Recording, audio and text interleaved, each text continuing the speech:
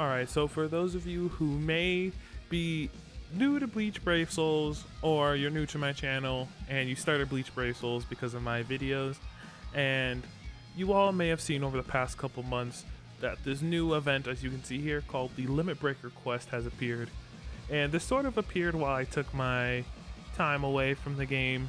Those of you who may not know what this is, may be wondering what it is, and I'm here to answer that question. So as you can see here, a Limit Breaker Quest, it's stated in here, the Limit Breaker Quest is a high difficulty one-player quest that challenges you to conquer as many as you can of an endless series of stages. That was a weird way to word it. It costs no soul tickets to attempt the Limit Breaker Quest, so you can play it as many times as you want. Put your favorite characters in a team and see how far they can make it through the Limit Breaker Quest in 5 minutes. Though there are some rules though before we start. First of all, you have to reach player rank 50. Player rank 50, as you can see, it's this rank right here. It's exactly what you need. You need to max out, so you need to complete all these challenges. Clear the tutorial, get a character from summons, level up a character, and basically you do all of these. Give you spirit orbs, by the way, so I definitely recommend doing these. All the way up here to rank 50, increase all the character sling slots to a total level of 10. Once you hit rank 50 is when you are allowed to take on the Limit Breaker Quest. And so basically, as you can see here, is a stage clearance. I can only hit 15 because that's sort of where I get stuck right there. Because you all know I'm not a whale like that. I don't summon, so a lot of my units are only like 1 out of 5, 2 out of 5. And if I pull them more, it's sort of just by like the stroke of luck. So there are rules. So as you can see, each slot is a specific rule. As you can see here, the enemies are Rancor, so you'd want to bring in a Rancor killer. There's mind enemies, so you'd want to bring a heart character within a Rancor killer. So here's the general rules. There's a 5-minute time limit and no continues. So if even one character dies, you cannot continue anymore. So the minimum link slot level of 30, so that means one character has to be a full 10-10-10 or T10 as the community refers to it as. Oh, excuse me. That is the minimum for a link slot. So as you can see here now in the slots, here are the rules for the characters. Heart attribute damage times 2, melee damage times 2, killer effect times 2, and freeze. So, and then damage from attribute advantage enemies have. So if you're, as right here, if you're a heart attribute character, you will take less damage from the mind Rancor enemies. And slot 2, no affiliation. The enemies are heart, and they have melee damage times 2, killer effect times 5, and same thing, damage from attribute advantage enemies halved, and also the paralysis.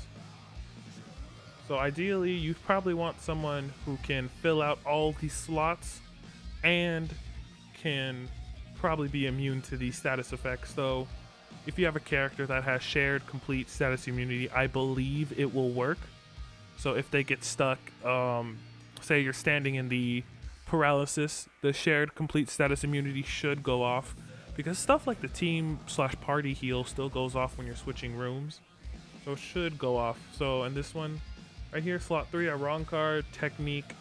So you'd want a power, a Rancor killer, and then all it really is here is the floors inflict burn. So you can just slots more of a like general sort of lax. You can bring whoever you want, and it'll probably work just fine. And if you scroll down here, you see you get rewards. So there's rewards you get for each stage. Complete, like, I don't know if this is exactly it, but like if you complete like stage 5, it'll give you transcendence points, which you can use on the the transcendence. So you can get your extra 500 SP, your extra 1000 focus for if you need, for once your character is 5 out of 5.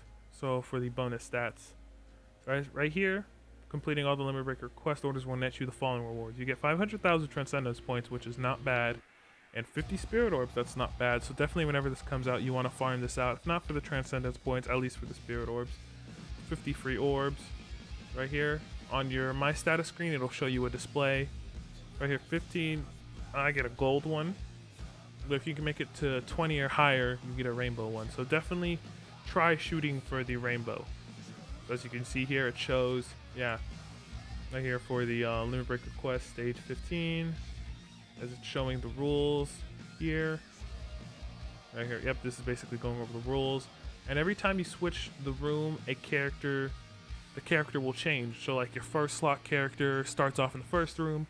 The minute you enter the second room, the second slot character will be forced in. You can't switch out, as you can see in this picture, just chains wrapped around the character.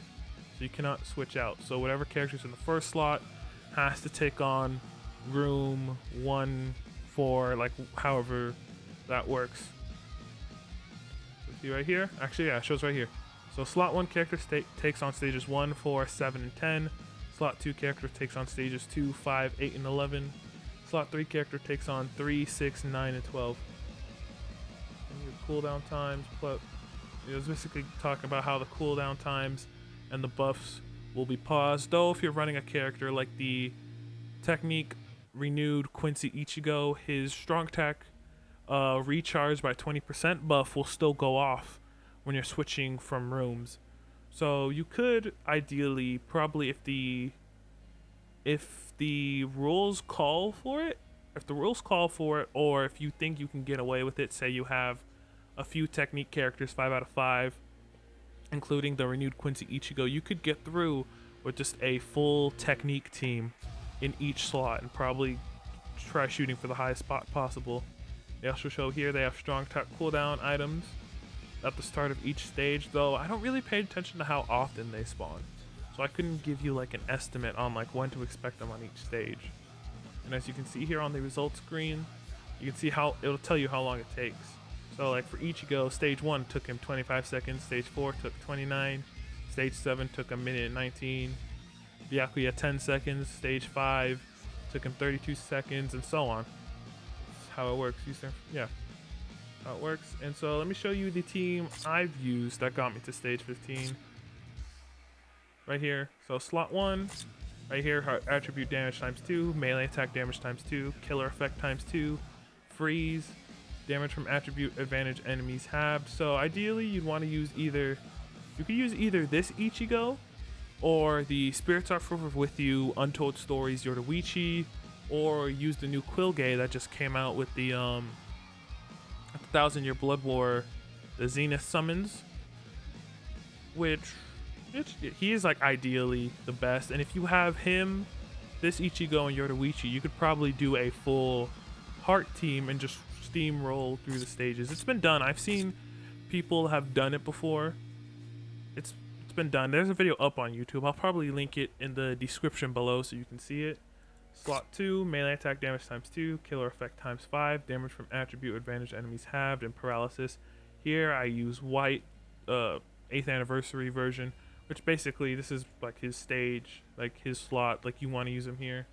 Slot 3 is just inflicts burn, so there's no really like advantage for having a attribute or killer advantage. So you could probably get away with him and like any other character that has an wrong card killer. So I mostly went with him because I like this Ichigo. He's one of my favorite Ichigos aside from Fullbring Bankai. And right here you see the orders. Just open it up right here. Clear stage 16, 17, 18, 19. So yeah, I've cleared everything up to stage 16. And yep, that's mostly me sitting here talking about the Limit Break quest. So, and if you want to, go down, like, and subscribe. And when you're down there, follow all my socials, and there's a link down there to my Twitch channel where you can catch me live about every Tuesday and Wednesday.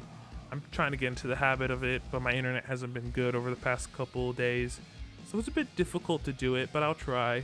So anyway, I'll catch you all next time, and happy gaming.